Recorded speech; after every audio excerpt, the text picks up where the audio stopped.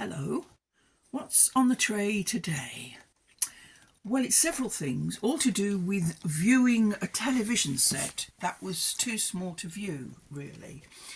Back in the 1950s, just after television reopened, it reopened in 1946 after World War II, and sets were sold all over the place.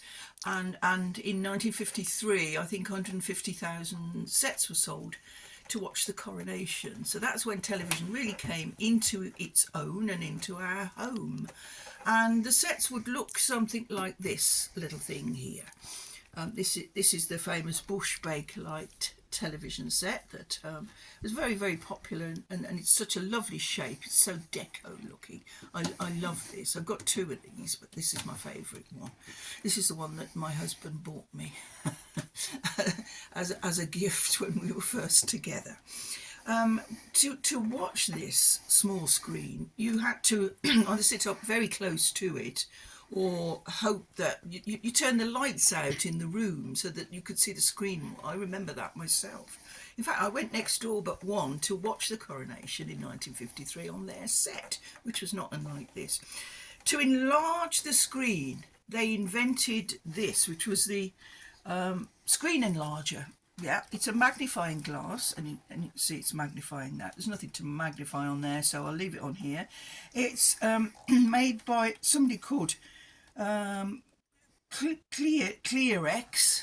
I don't think that was a name that made a lot of money, but they did make quite a few of these magnifiers.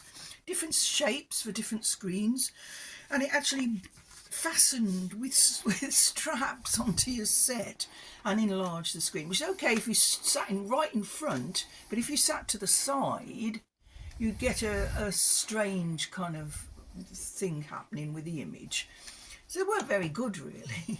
But I've had one of, I've had one of these for years, and I used to take it round and talk to my WIs and groups and things about how very technological we were in those far off olden days.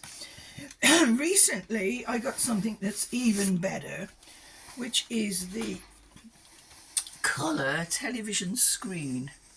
Okay, I've been after one of these for years, and then a famous online auction site came up with one and I sent off for it and got it. And it's the colour television screen, which converted your set into a colour set in one fell swoop. You just put it in front of the screen, and there you are, look. You had to have the blue at the top. Okay, let's put it right.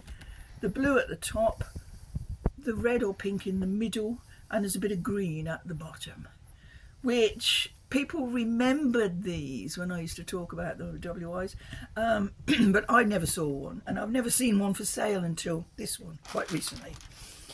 And it was great if you were watching a film of a cricket match or something like that, but when the newsreader came on, his face was in coloured stripes.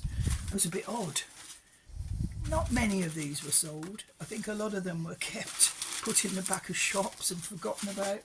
In fact, as part of my deal, I did get three packets, and they sold for 12 and 6, which was quite a lot of money, really, but well worth it in order to get a colour television experience. Colour TV didn't come out till 1967, so we went on watching black and white, and we were quite happy doing that.